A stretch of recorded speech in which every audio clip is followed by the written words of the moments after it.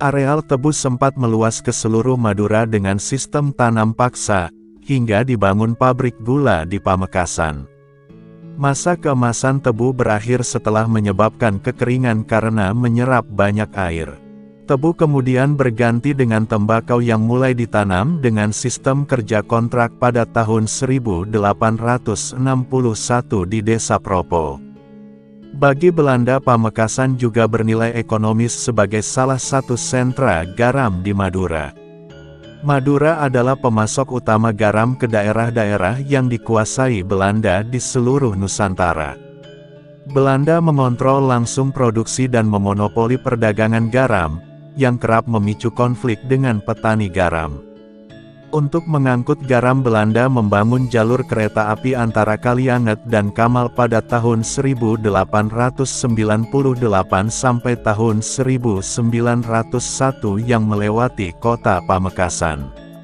Pabrik garam dibangun di Mangunan pada 1904, yang kemudian dipindah ke Desa Bunder. Jalur kereta api resmi ditutup pada 1987 karena kurang diminati penumpang. Masa pergerakan nasional mencatat peran putra Pamekasan, Muhammad Tabrani tahun 1904 sampai tahun 1984, seorang jurnalis dan tokoh Jong Java. Muhammad Tabrani menjadi Ketua Kongres Pemuda I pada tahun 1926 di Batavia. Dalam kongres tersebut Tabrani mengusulkan bahasa Indonesia sebagai bahasa persatuan, sedangkan Muhammad Yamin mengusulkan bahasa Melayu. Pada masa pendudukan Jepang diberlakukan tindakan keras dan kejam terhadap rakyat. Di antara korbannya adalah Bupati Pamekasan Raden Aryo Abdul Aziz tahun 1934 sampai tahun 1942, pendiri satu-satunya Mulo di Madura, 1941, sekarang SMP 1 Pamekasan, yang dibunuh karena menentang Romusya. Bupati Pamekasan lalu dijabat oleh Raden Zainal Fatah tahun 1942 sampai tahun 1950, penulis buku Sejarah Caranja Pemerintahan di Daerah-daerah di Kepulauan Madura dengan hubungannya, 1951, salah satu rujukan mengenai sejarah Madura.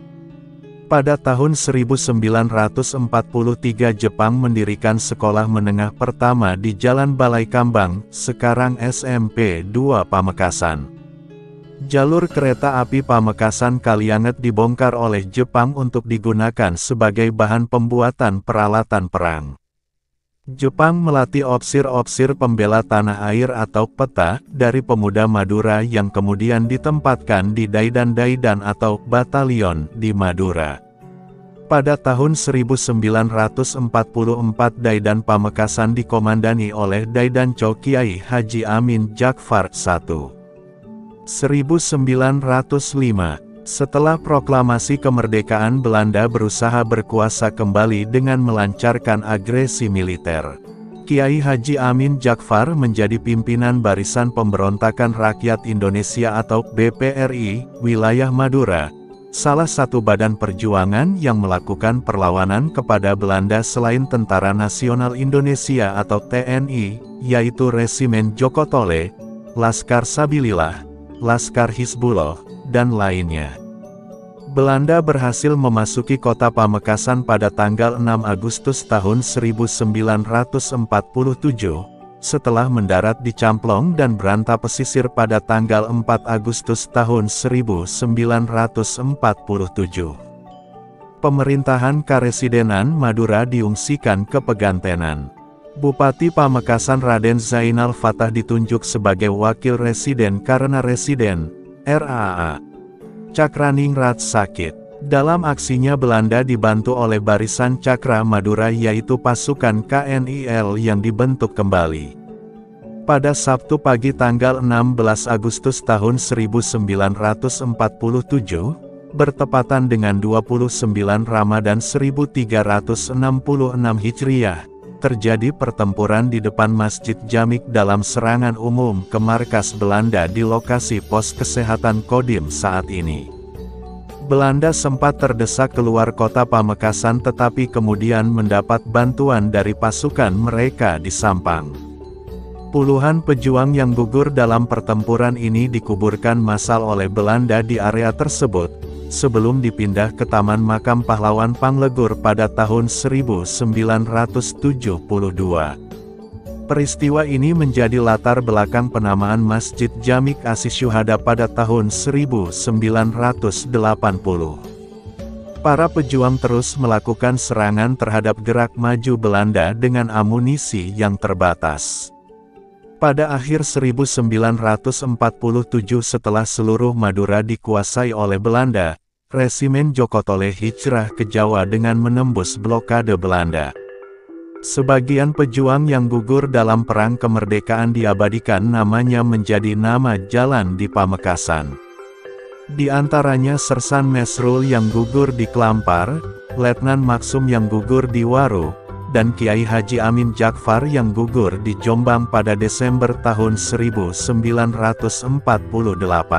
Monumen Arer Lancor didirikan pada tahun 1985 untuk mengenang perjuangan rakyat Pamekasan. Pada Januari tahun 1948, Belanda membentuk negara Madura sebagai negara boneka beribu kota di Pamekasan. Negara Madura mendapat penolakan dari rakyat dan dibubarkan pada Maret tahun 1950.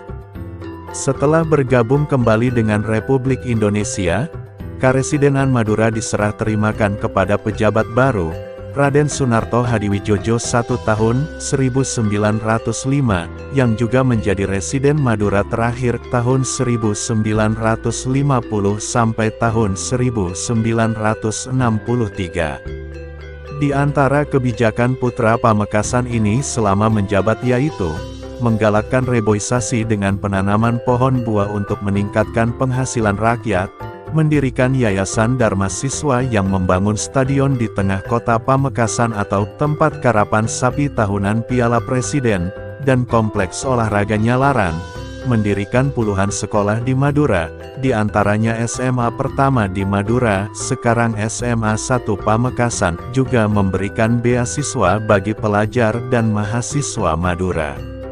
Kabupaten Pamekasan menjadi bagian dari Provinsi Jawa Timur berdasarkan Undang-Undang Nomor 12 Tahun 1950.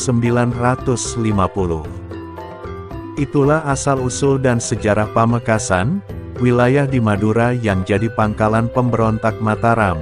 Kurang lebihnya admin mohon maaf, dan admin juga minta maaf apabila ada kesalahan dalam penyebutan nama, karakter, tempat, dan semacamnya. Semoga konten ini bermanfaat.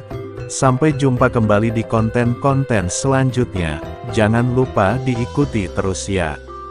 Wassalamualaikum warahmatullahi wabarakatuh.